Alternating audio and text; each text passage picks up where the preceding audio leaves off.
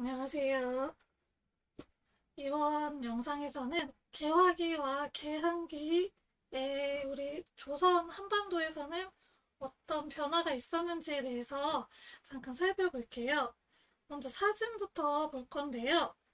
여기가 어디일까요? 혹시 가본 적 있으세요? 성공회라고 써 있는데 이게 강화도에 있는 강화성당이에요. 그 조선 후기로 가면 천주교가 이제 우리 한반도에도 들어오게 되면서 이런 성당들이 지어지게 되는데 요 강화도에 있는 요 성당은 그 조선시대의 양식이 그대로 남아있는 성당이어서 되게 예뻐요. 가보시면 이렇게 돼 있고 되게 예쁘죠? 그리고 여기는 이제 그 강화도, 요것도 이제 강화도에 있는 그 광성보인데요.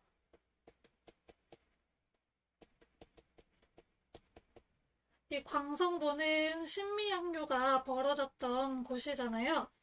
그래서 당시 이제 이렇게 여기서는 대포를 쐈겠죠? 이렇게 돼 있고 그리고 여기 광성보가 물살이 좀 세요.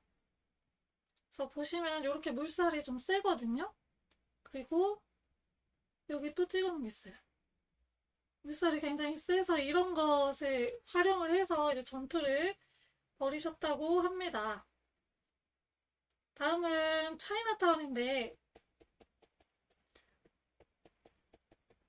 그 인천에 가면 인천에 그 인천역 그 맨 마지막 역 있잖아요. 거기 내리면 차이나타운이 바로 있는데요.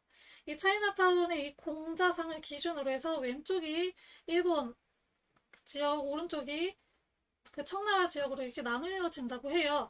이 여기가 개항지였어요. 그 당시에 이제 그 개항을 했던 강화도 조약 이후에 이제 개항을 계속하면서 개항지여서 여기 이제 일본식 가옥이라든지 일본식 건물 그리고 중국식 건물에 그런 모습들이 많이 담겨 있어서 우리나라 그 개항기에 조선시대 그 우리 한반도 개항기의 모습을 잘 볼 수 있는 곳입니다. 그래서 이렇게 일본 제1은행 인천지점 막 이런 것도 남아있고, 이때 그 건물 그대로 남아있는 거예요. 여기 지금 사진이. 계양박물관으로 지금 쓰고 있고요. 여기 가보시면은 이 은행뿐만 아니라, 제1은행뿐만 아니라, 다른 이제 뭐, 여러 가지 건물들이 많이 남아 있어요. 그래서 가서 한번 보시면 우리나라 그 개항기 시대의 모습을 잘 보실 수 있으실 것 같아요. 여기 또한 거긴데요. 완전 일본식 모습이잖아요. 여기 아직도 되게 잘 남아 있어요.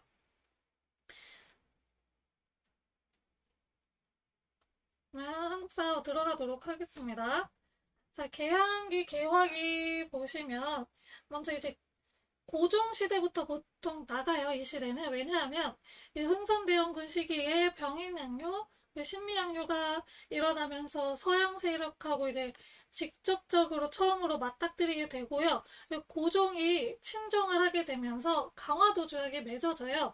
그 보통 이제 그 강화도 조약을 기점으로 해서 우리 한반도 근대가 시작되었다고 이야기가 많이 되기 때문에 이 시기를 따로 보통 띄어서 근대사로 편입을 해서 보게 되고요. 먼저 그러면 고종부터 보도록 할게요.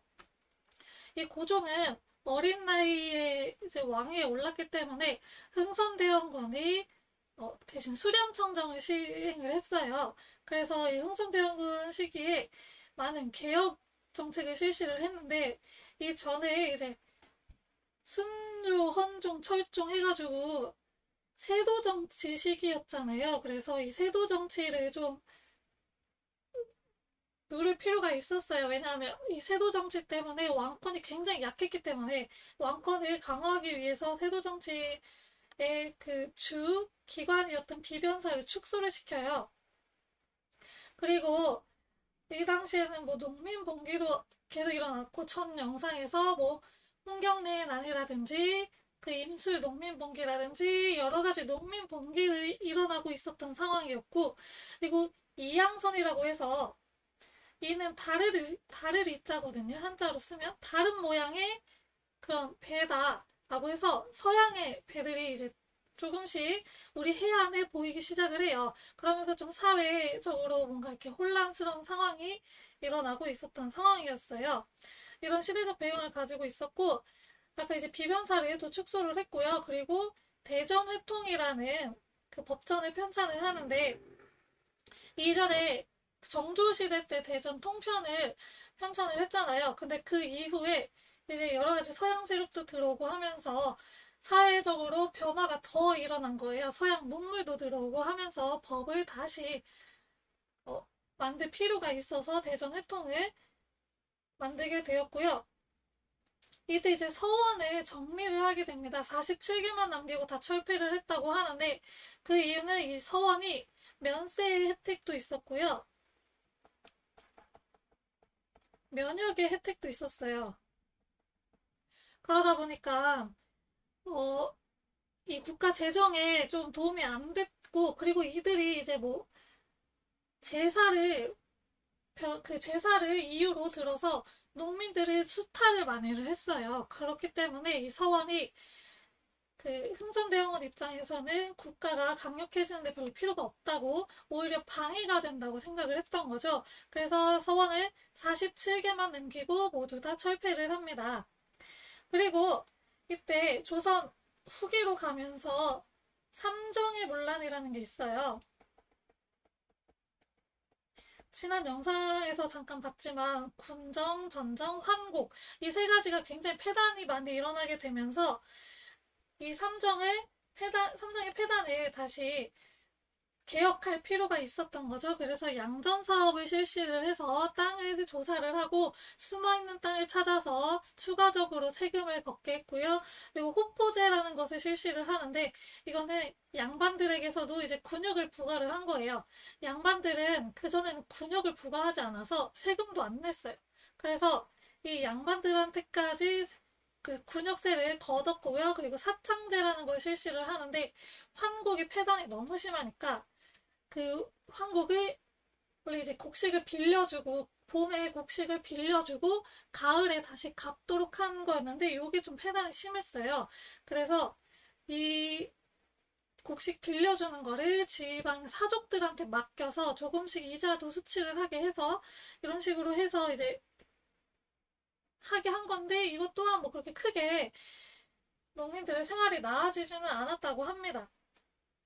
이 흥선대원군은 왕권을 강화하기 위해서 경복궁을 다시 짓는데 이 경복궁이 전쟁, 뭐 임진왜란 등 전쟁을 통해서 불타서 여기서 더 이상 생활을 못하게 돼서 그동안 어디서 생활을 했냐?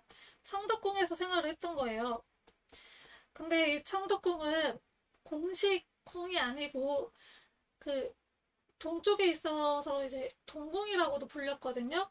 근데 이게 경복궁이 원래 조선시대의 법궁이잖아요. 그래서 이 궁이 온건한 상태로 있어야지 왕권 또한 강력하게 유지가 될 수가 있었어요. 그래서 이 경복궁을 다시 짓기 위한 사업을 하는데 이때 돈이 많이 필요하잖아요. 그래서 이거를 걷었는데 처음에 이제 원납전이라는 이름으로 백성들에게 세금을 거둔 거죠.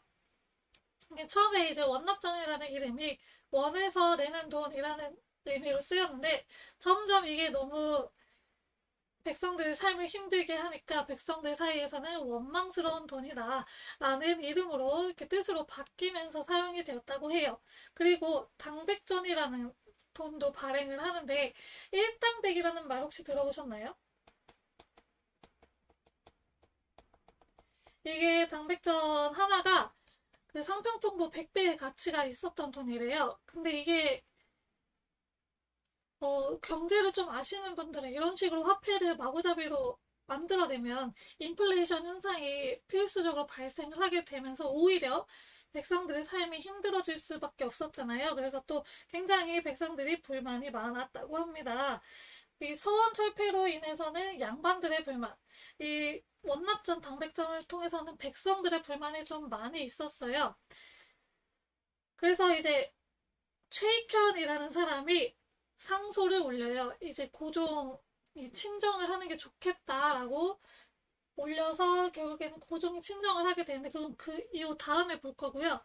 그리고 이제 흥선대원군의 척화비를 만드는데 이 척화비를 만들게 된 계기는 병인양요와 신미양요라는 두 사건을 겪으면서 일어나게 돼요.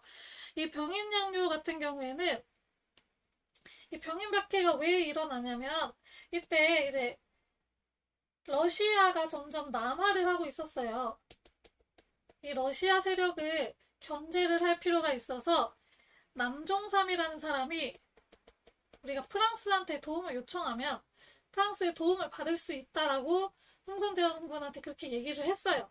그런데 프랑스가 도와주지를 않았어요. 그래서 어차피 이때 좀 천주교에 대한 그 백성들이라든지 그런 조선시대 그 안에서 천주교에 대한 그런 불만도 있었고 그래서 그리고 프랑스의 거절도 받았고 해서 이 기회를 틈타서 천주교 박해를 시작을 합니다. 그게 병인 박해고요.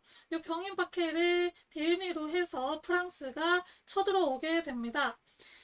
이때 이제 문수산성과 정족산성에서 열심히 싸워주셨는데 이때 이제 프랑스가 엄청난 일을 하죠. 외교장각이라는 규장각인데 밖에 있는 규장각이라고 해서 외교장각인데 여기서 의궤를 가져가요. 그래서 지금 아직까지도 완벽하게 반환은 안 되고 그 대여 방식으로 해가지고 우리나라에 들어오기는 했는데 대여가 아니고 완전 돌려줘야죠. 우리 건데 그쵸? 이때 이제 외교장각을 가져갑니다. 그리고 이 병인 양요가 일어나던 해에 제너럴 셔머노라는 사건이 하나가 일어나요. 이거는 이제 대동강에서 미국이 통상을 요구를 해요. 대동강은 평양 지역이거든요. 근데 그때 평안도 관찰사인 박규수라는 사람이 거부를 합니다. 통상을 거부를 해요. 그러자 이제 이 미국 제너럴 셔머노의 사람들이 막 수탈을 하기 시작하는 거죠. 평안도 그 주민들을 수탈을 하면서 이게 너무 열이 받으니까 이제 주민들이 이 배를 불태워버려요. 그래서 이 사건을 계기로 쳐들어온 게 신미양요고요. 신미양요가 일어나기 전에 제너럴 셔머노 사건과 신미양요 사이에 오페르트 도굴 사건이라는 게 일어나요.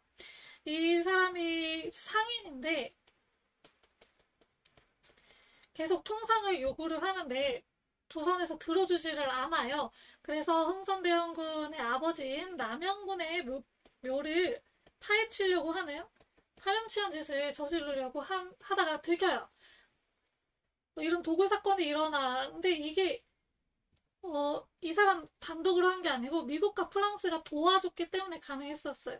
미국과 프랑스도 계속 이제 개항을 시키고 싶어 했던 거죠. 그래서 도와줘서 이 오페르트가 도굴을 할 수 있었던 거예요. 이런 사건이 일어나니까 조선시대는 완전 성리학이 강했던 나라잖아요. 우리 조상님의 묘를 함부로 파헤치는 일은 절대로 있을 수가 없는 일이었기 때문에 굉장히 이게 서양 세력에 대해서 엄청 반감을 가지게 되는 또 하나의 사건이 됐고요. 그 이후에 이제 신미양요가 일어나서 초지진, 덕진진, 아까 광성보 이제 보여드렸죠. 사진으로. 광성보에서 열심히 싸우는데 거의 전멸을 하셨다고 해요. 진짜 좀 이 당시에 사진이 남아있는데 보면은 많이 처참해요. 정말 다 돌아가셨대요. 그리고 이때 정말 그래서 많은 피해를 입으셨다고 합니다. 이런 일이 일어나고 나니까 이제 척화비를 세워서 서양 세력하고 교역하는 자는 매국노다. 화친하지 말아라 하는 척화비를 세우게 됩니다. 이제 이후에 고종이 친정을 하게 되고요. 아까 최익현이 상소를 올려서 고종이 친정을 하게 되면서 고종은 약간 개화 사상을 갖고 있었던 사람이라서 이때부터 이제 개화파가 많이 대두를 하게 됩니다. 이때 왜냐하면 이제 연행사라는 사신들이 있는데 이 연행사가 와가지고 이 세계 정세에 대해서 고종한테 이야기를 해줘요. 그래서 우리도 좀 개화를 해야 되겠구나. 그리고 그 신하들 중에서 개화를 좀 적극 권하는 신하들도 있었어요. 그래서 이제 개화를 하게 돼서 강화도 조약도 맺어지게 되는 건데, 이때 이제 개화파를 먼저 살펴보면요. 그 조선 후기에 그 상공업 중심 실학사상 중에 이제 상공업을 중요시했던 사람들이 있었잖아요. 이 사람들의 이제 제자들이 통상개화론자들로 굳혀지면서 이제 박규수, 오경석, 유홍기 대표적으로 이 사람들이 있는데 이제 이 사람들을 이어받아서 개화파가 형성이 됩니다. 이 사람들한테 배운 사람들인 거예요. 근데 이 개화파의 개화 노선을 두고서 온건파하고 급진파로 나눠지게 돼요.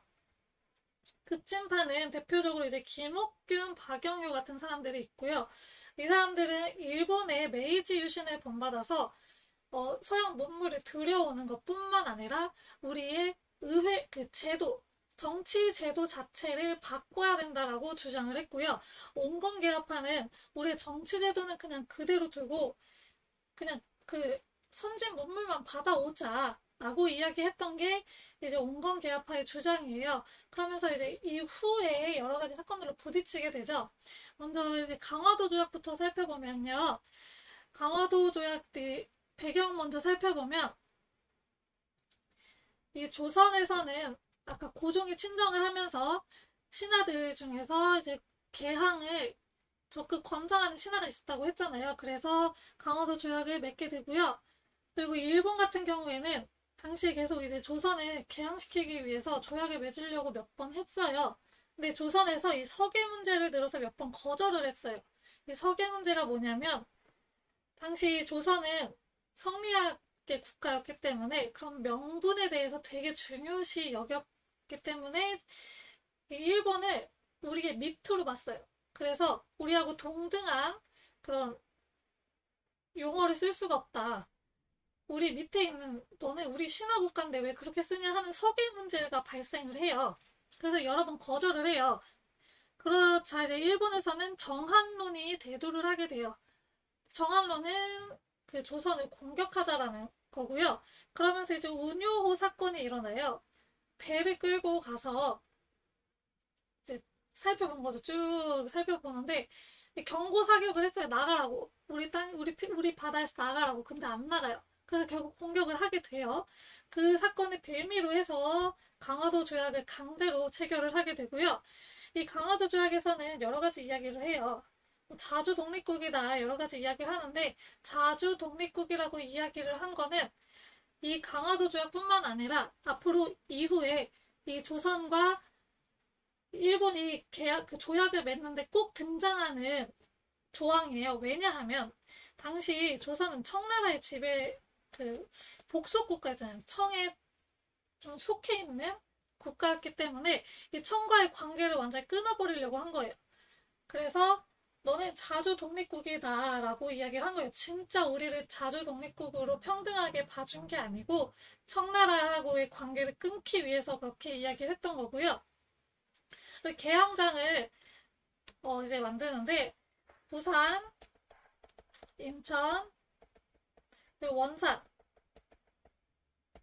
원산이 맞죠? 원산 이렇게 해가지고 세 지역을 개항을 시킵니다. 그리고 해안 측량권이라고 그 우리 바다 있죠? 이 해안 지역을 측량할 수 있는 뭐 깊이라든지 거리라든지 이거 측량할 수 있는 권리인데 사실 말이 안 되잖아요.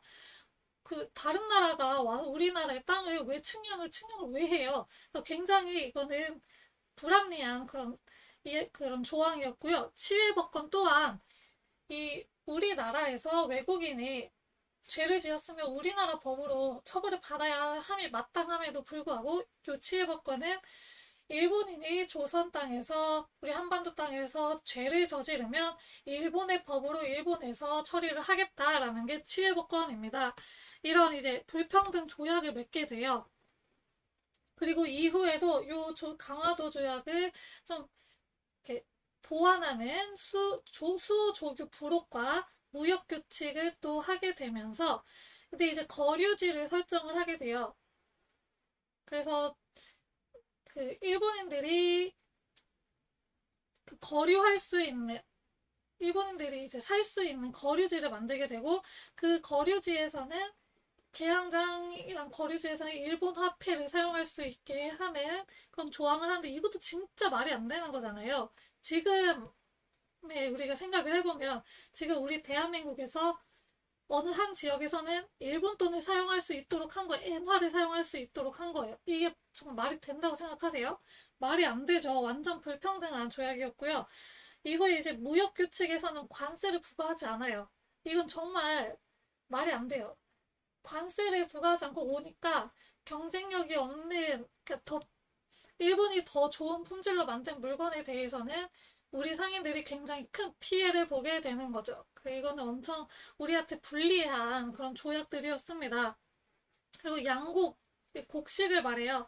이 곡식을 무제한으로 유출할 수 있게 하는 또 말도 안 되는 조항들을 체결을 하면서 굉장히 우리나라 최초의 근대적 조약이자 불평등 조약이라고 이야기합니다. 이런 조약이 맺어지게 됩니다. 이후에 이제 미국하고도 통상조약을 맺게 되는데 청나라가 주선을 해서 맺게 돼요. 이때 이제 조선책략이라고 황준신이라는 중국 사람이 지은 책인데 이 러시아가 계속 밑으로 내려오니까 이 러시아를 견제하기 위해서 쓴 책인데 조선이 중국과 친해야 되고 일본과 결합해야 되고 미국과 연결돼야 된다라고 이야기를 한 책이에요. 그래서 이 책의 영향으로 청나라의 주선으로 인해서 이제 미국하고 통상조약을 맺게 되고요. 이때 이제 치일법권, 제국대우, 관세 규정, 방공령 등이 이제 규정이 되는데 요거는 굉장히 불평등한 조약이었어요. 치일법권은 아까 이야기했던 그 내용이고요. 제국대우 같은 경우에는 여기 이 조미수 통상 조약에서는 규정하지 않은 내용이지만 다른 나라하고 그 맺었던 조약 내용 중에서 필요한 그 내용을 똑같이 적용을 한다. 우리 미국하고도 똑같이 우리는 이 조미수 통상 조약에서는 맺지 않았지만 다른 나라하고는 맺었기 때문에 우리하고도 그게 적용이 된다라고 하는 말도 안 되는 조약의 내용이에요. 최애국 대우 조약을 또 하고요. 그리고 그런데 이 미국은 일본과는 다르게 관세를 규정을 해요. 그래서 관세를 매기고요. 그리고 방공령을 실시할 수 있게 해줍니다.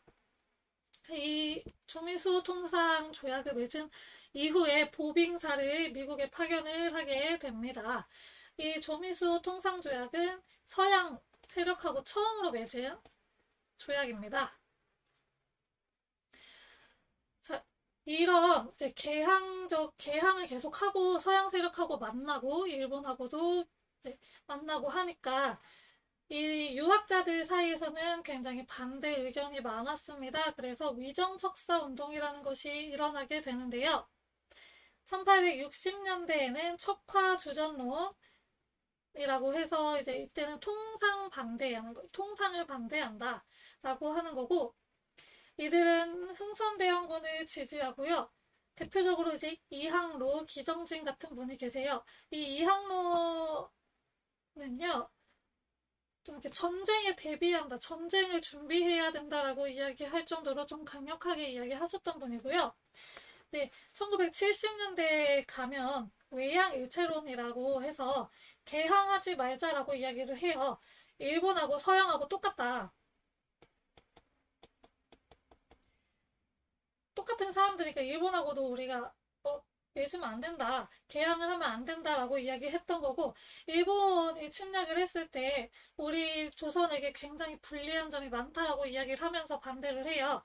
최익현이라는 사람은 지구복걸척 화이소라는 걸 지어서 이제 올리기도 합니다. 그런데 결국에는 개항을 하게 되죠. 그러면서 신사척사운동이라고 이건 1881년이에요.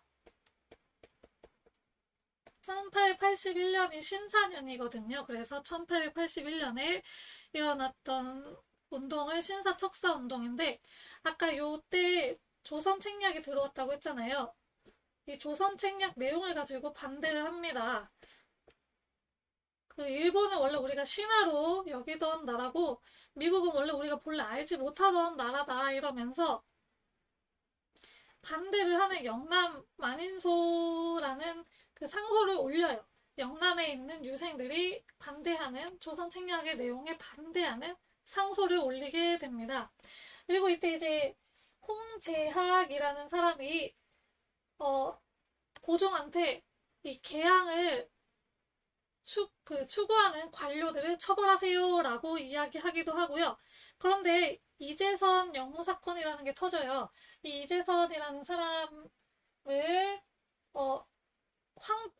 왕으로 올리려고 하는 영무 사건이 벌어지게 되면서 결국 이 신사척사 운동이 탄압을 받게 됩니다. 이 위정척사 운동은 후에 항일 의병 운동에 영향을 주게 됩니다.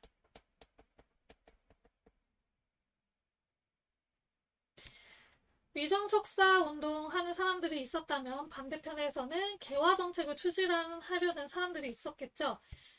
그러면서 이제 개화 정책을 본격적으로 추진을 하는데요. 1880년대에 추진을 하게 됩니다. 통리기무아문이라는 기관을 설치를 해서 본격적으로 이제 개화 정책을 추진하게 되고요. 12개의 사를 기관을 만들어요. 12개의 무슨 사 이렇게 만들어가지고 그거를 하고요. 개화 정책을 실시를 하고 시원 임대신이라는 직책을 만들어서 고위 관리들이 이 시원 임대신을 겸직을 하게 해요. 그래서 개화 정책을 실시를 하고요. 이런 오군영을 2형으로 줄이고 별기군이라는 신식군대를 만드는 등 군사적인 개혁도 해요. 그래서 일본인 교관을 초청을 합니다. 일본인한테 배워요. 군사기술을. 그리고 외국으로 시찰단을 보내요. 외국에 얼마나 많은 그런 것들이 있는지, 많은 개화 정책들을 하고 얼마나 많이 발전을 했는지 배워오라는 수신사, 조사시찰단, 영선사, 보빙사 등을 파견을 해요. 수신사, 조사시찰단 같은 경우에는 일본에 보냈고요. 영선사는 청나라에 보내서 기기창, 우리나라의 기기창이라고 무기 만드는 곳인데 그걸 만드는 데 영향을 주기도 하고, 보빙사는 미국에 보냅니다. 그리고 개화 정책을 실시하면서 신문을 발행을 하게 돼요.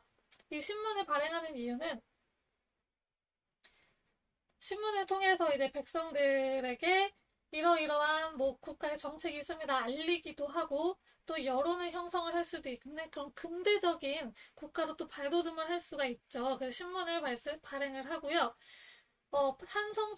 순보 같은 경우에는 순이 이게 열흘 순자예요. 10일마다 한 번 나왔던 건데 이게 한 번 폐간이 되고 한성 주보로 이름이 바뀌어서 일주일에 한 번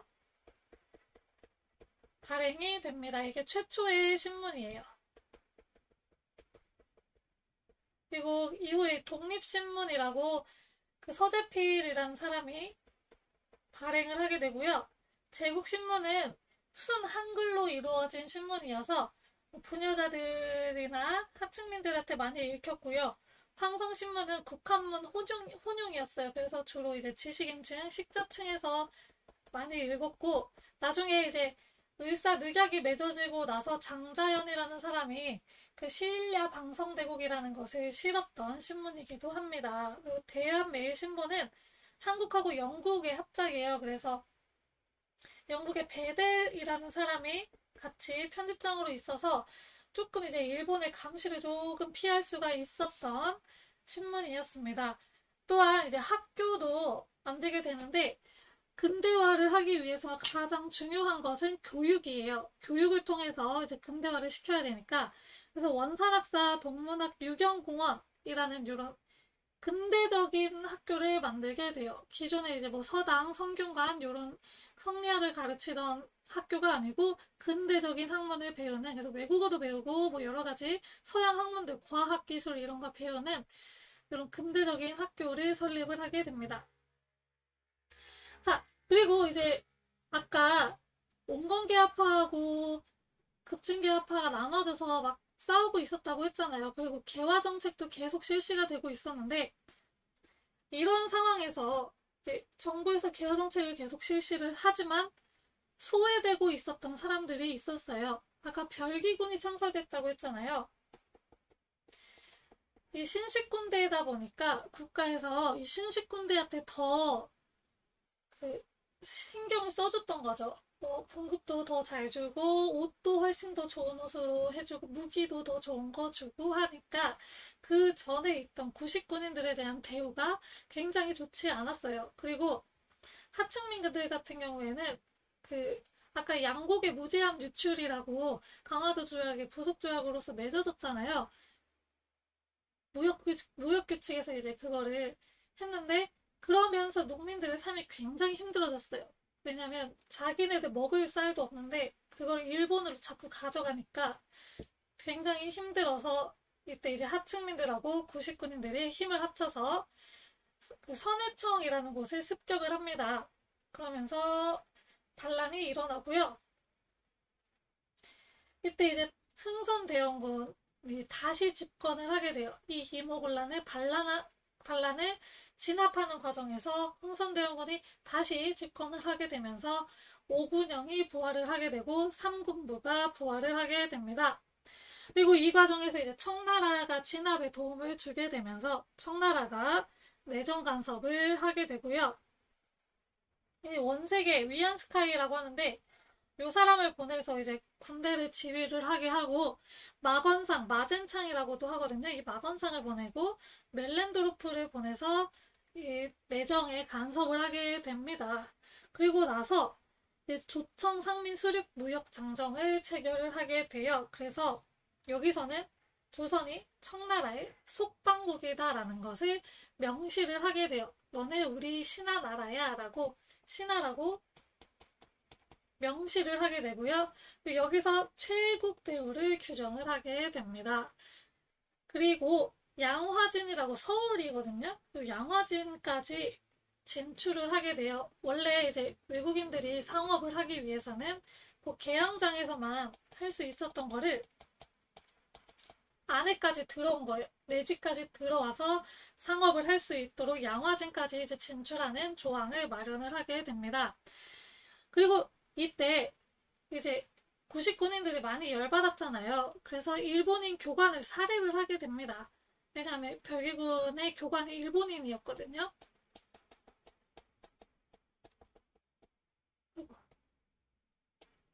그래서 이 일본인을 살해를 하게 되면서 일본도 이제 요구를 하게 되죠. 그래서 재물포 조약을 맺게 되면서 배상금도 지불을 하고 일본 공사관의 경비병을 주둔할 수 있도록 그러니까 군대를 주둔할 수 있도록 해요. 이후에 이제 수호 조규 속약이라는 것을 맺게 되는데 간행 이정이라고 해서 개항했던 그 거리 있어요. 요거를 늘려요. 더 넓히고요. 그리고 양화진 얘네들도 양화진까지 또 진출을 하고 그 조선 한반도에 통행을 자유롭게 할 수 있도록 하는 조항을 규정을 합니다.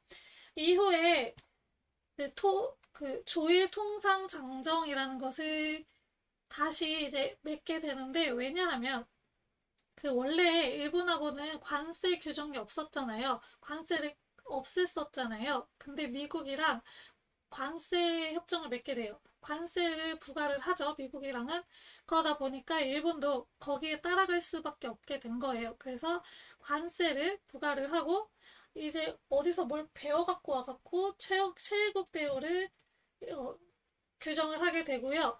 이때 이제 방공령을 규정을 하게 됩니다. 방공령은 한 달 전에 미리 통보를 해야 되고요. 그러면 이제 곡물을 일본으로 유출하는 것을 중지할 수 있는 거예요. 근데 한 달 전에 통보를 해야 돼요. 이게 이제 방공령입니다. 이후에 좀 조선 조정에서는 개화 정책을 좀 온건하게 진행을 하다 보니까 급진개화파들이 좀 불만이 있었어요. 그래서 갑신정변이라는 급진개화파에 의한 개혁이 일어나는데 이때 재정 문제가 좀 있었어요. 온건파하고 급진파하고 의견이 좀 부딪혔는데 온건파 같은 경우에는 아까 멜렌도르프라고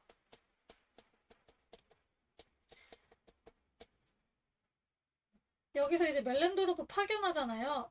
이 사람이 계속 이제 조선의 내정에 간섭을 하고 있었는데, 이 멜렌도르프 같은 경우에는 당오전이라는 돈을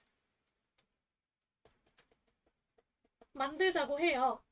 근데 급진계합파는 좀 일본한테 돈을 빌려오자라고 이야기를 하거든요. 근데 일본과 차관 교섭이 실패를 하게 돼요. 그리고 이때 그러면서 좀 이제 개혁을 해야겠다라고 정변을 일으켜야겠다라고 조금 다짐을 하게 되면서 기회를 엿보고 있었던 거죠. 그런데 이때 이제 청나라하고 프랑스하고 베트남에서 청불 전쟁이 일어나요. 그러면서 조선에 주둔하고 있던 청나라의 군대 일부가 베트남으로 가게 돼요. 그러면서 요 기회를 노려서 정변을 일으켜야겠다라고 하면서 일본의 지원을 약속받고 우정국 축하연을 이용해서 정변을 일으킵니다. 이 우정국은 지금 우체국이라고 보시면 되고, 우정국을 처음 이제 만들 때 파티를 열었어요. 그 파티 때 정변을 일으켜야겠다라고 해서 그때 이제 정변을 일으키고 이때 개혁정강 14개조를 발표를 합니다. 그래서 청과의 사대관계를 청산하자라고 이야기를 하고요. 내각제도를 실시하자고 해요. 이 급진계합파들이 메이지 유신을 모델로 삼았던 사람들이었다고 아까 이야기했잖아요. 이 메이지 유신은 일본에서 일어난 개혁운동인데 그 일본에서는 입헌군주제를 실시를 해요. 그래서 내각제도를 확립을 해요. 그래서 그거를 받아서 내각제도 우리도 내각제도를 실시를 하자 이야기를 하고 문벌을 폐지를 해요. 그러면서 평등한 사회를 만들고자 했고요. 재정기관을 그 호조로 하자. 재정기관이 이렇게 분산돼 있으면 재정이 좀 흩어져 있는 거잖아요. 그렇게 되면 재정 관리가 어려워지기 때문에 호조로 재정을 다 모으자라고 이야기를 했던 거고, 해상공국을 폐지하자. 이 보부상 단체인데 폐단이 굉장히 많았다고 해요. 그래서 이 해상공국을 폐지하자 등의 14개의 이야기를 하게 됩니다. 하지만 청나라가 결국엔 개입을 하면서 끝나게 되고, 일본이 원래 지원 약속했잖아요. 근데 나중에 말을 좀 바꿔요. 그래서 배신을 하게 돼요, 일본이. 일본의 역사를 보면은 일본이 뭘 항상 이렇게 끝까지 잘 해줬던 적이 없어요. 일본은 배신도 많이 하고 거짓말도 많이 하고 그랬답니다. 그래서 일본의 약속이 없었고, 일본이 약속을 취소했고, 없던 걸로 했고, 그러다 보니까 3일 만에 이 정변은 끝나고 맙니다. 3일이 채 안 됐다고 해요. 시간으로만 따지면. 그리고 청나라가 개입을 하게 되고, 일본하고는 한성조약을 맺게 돼요. 그러면서 배상금을 어마어마하게 지불을 하게 되고요. 이때 이제 청나라하고 일본하고 텐진조약을 맺게 되는데, 이 청나라하고 일본이 조선에 병사를, 그 군대를 출동시킬 때에는 서로 국가한테 통보를 하고, 니네가 그 군대를 끌고 오면 우리도 끌고 올 거다라고 맺었던 게 텐진 조약이에요. 요거는 나중에 이제 청일전쟁으로 이어지기도 해요. 그리고 이 이후에 내무부를 설치를 해서 개화 정책을 이어나갑니다. 이 갑신정변은 그 우리나라 최초로 근대 주권국가를 건설하려고 했던 시도예요. 근대적인 주권국가. 국민이 그 주인인 그런 주권국가를 건설하려고 하는 시도였고요. 그렇지만 좀 백성들의 지지를 얻지 못한 위로부터의 근대화라는 한계점도 있고, 일본이 순수하게 정말 도와줄 거라고 착각한 그런 일본의 침략 의도를 제대로 알지 못했다라는 한계점도 있습니다. 이 당시 이제 국제 정세를 살펴보면 러시아가 조금씩 이제 남하를 하기 시작해요. 러시아가 조금씩 조금씩 우리 한반도를 좀 잠식을 하려고 하는 시도들을 합니다. 그래서 조선과 러시아가 비밀 협약을 맺어서 러시아가 영흥만이라고 하는 곳을 빌려가요. 여기 조차는 빌린다란 뜻이거든요. 영흥만을 빌리고요. 그 대신에 조선에 군사교관을 파견을 해서 군사훈련을 도와줍니다. 이런 거를 이제 러시아가 점차 남하하는 것을 영국이 견제를 하게 돼요. 그러면서 거문도라는 그 우리나라 섬이 있는데 여기를 점령을 해버려요. 영국이. 그리고 계속 돌려달라고 요구를 하죠. 그래서 결국에는 나중에 여기서 이제 철수를 하게 되기는 해요. 근데 이러한 이제 국제 정세가 있다 보니까 우리 조선에서 중립화하자라는 이야기가 나오기 시작합니다. 그 어느 나라에도 속하지 않고, 그러니까 어느 편에도 속하지 않고, 우린 중립을 지킬 거야. 그러니까 건들지 마! 라고 하는 것을 해요. 이야기를 해요. 하지만 다 무시를 당해요. 결국에는. 안타깝죠. 유길준이라는 사람은 양절체제라는 것을 이야기하는데, 지금 조선의 상황이 근대적인 조약 체계에도 들어가 있고, 전통적인 조공 체계에도 함께 속해 있다. 청나라겠죠? 이 좀 이중적인 그런 모습을 보이고 있다라고 하면서 비판을 하기도 합니다. 자, 여기까지 이번 영상 여기까지고요. 다음 영상은 이제 뭐 동학농민부터 시작해가지고 이 개화기에 일어났던 개화기 그리고 이때 일어났던 여러 가지 사건들에 대해서 다시 한번 살펴보도록 하겠습니다. 감사합니다.